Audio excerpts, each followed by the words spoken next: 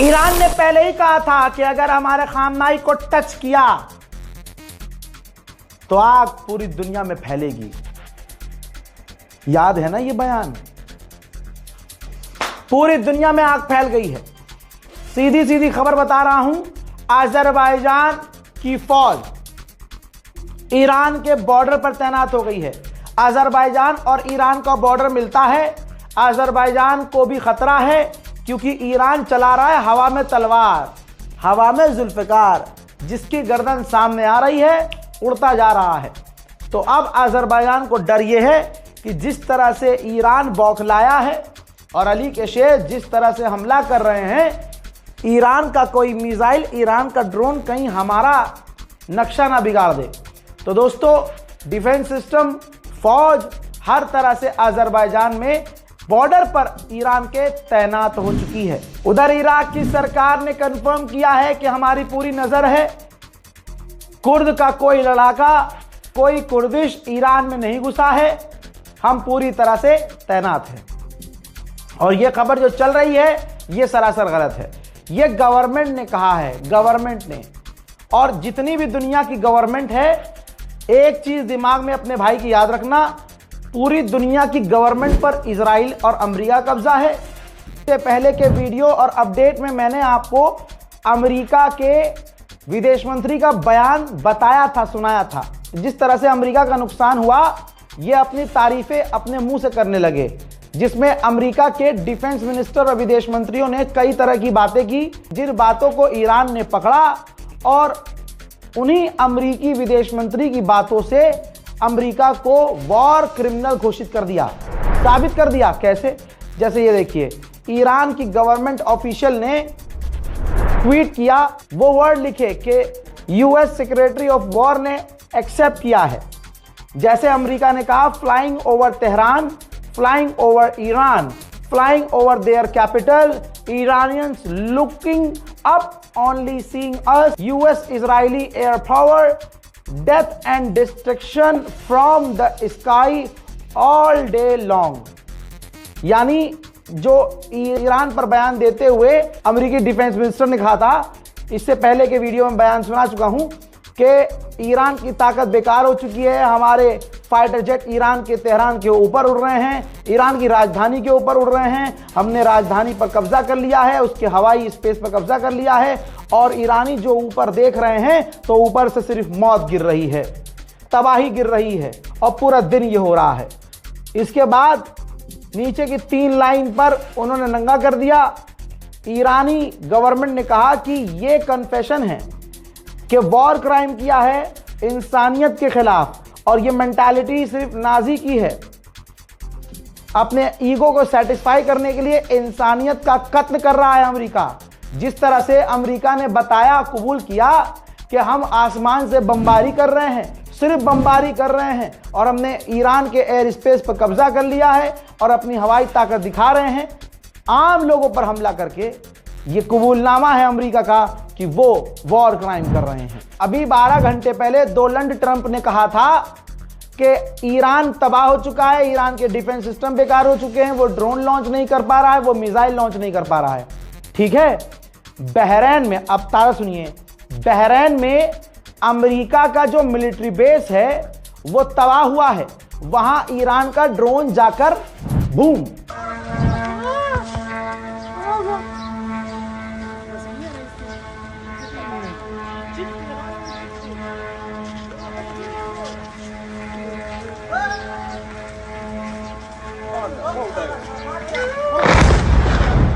Trump के खिलाफ parliament में वोटिंग हो रही थी, अमेरिका के ही।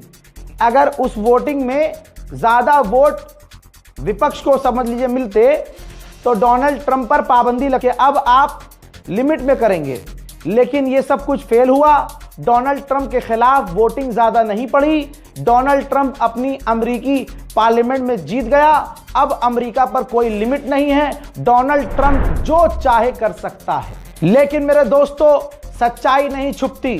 जहां पर यह वोटिंग हो रही थी ऑफिशियल गवर्नमेंट बिल्डिंग में, वहीं अधिकारी जो जॉब पे था, रिटायर नहीं था, अमेरिका का नौसेना का अधिकारी जब देखता है कि डोनाल्ड ट्रंप को सारी पावर मिल रही है तो वो खड़ा होकर चीखता है कि कोई भी अमेरिकी, कोई भी फौजी इजराइल के लिए लड़ना नहीं चाहता है।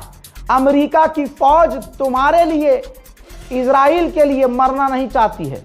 तो उसे जबरदस्ती वहां से निकाल दिया। अब उसकी नौकरी भी गई, जिंदगी भी गई और उसका बेड़ा गर्क। No one wants to fight for Israel. His hand, his hand. Oh, his hand.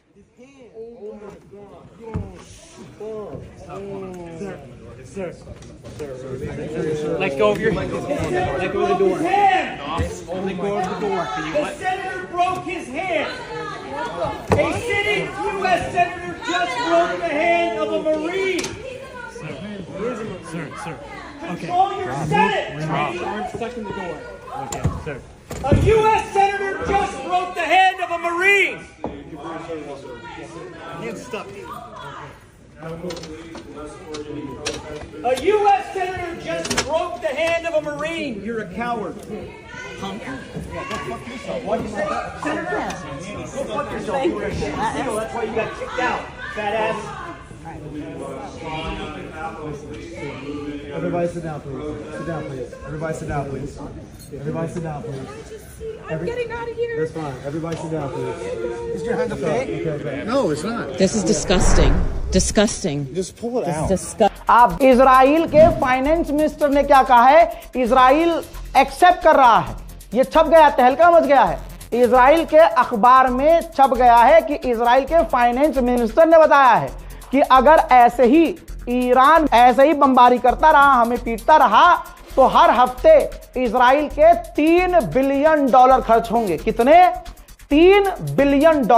आपको तो पता ही होगा, यह सीधा देश की इकोनॉमी पर झटका लगता है अगर किसी देश का इतना पैसा एक हफ्ते में खर्च होने लगे। $3 बिलियन इन 1 वीक।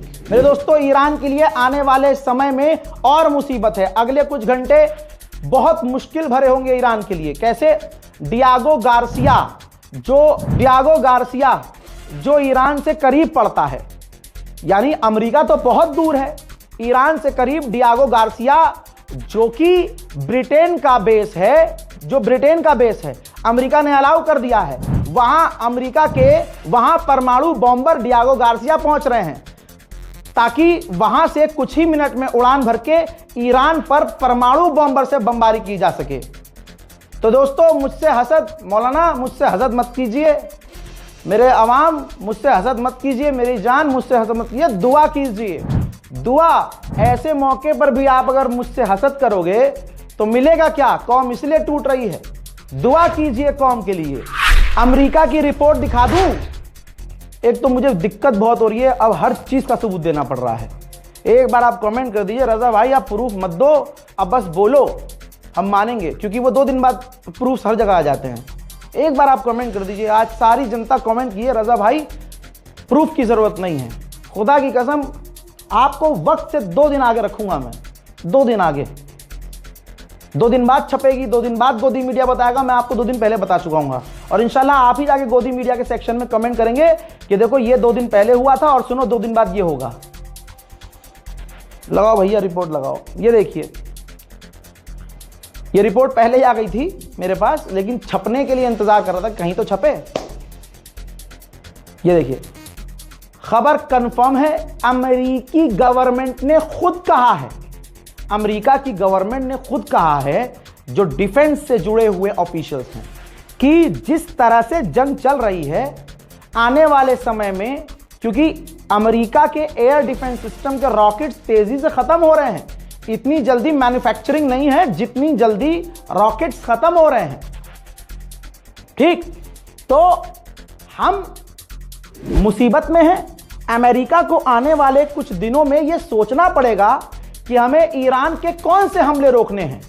यानी एयर डिफेंस सिस्टम की कमी हो जाएगी अमेरिका को। मैंने, अगर मान लीजिए मैं अमेरिका हूं, अल्लाह ना करे, मैं अमेरिका हूं और मैंने यूएई में अपने मिलिट्री बेस पर या अपने यूएई साथियों के आसपास, मिनिस्ट्री ऑफिशियल्स के घर के आसपास मैंने डिफेंस सिस्टम तैनात किए हुए हैं।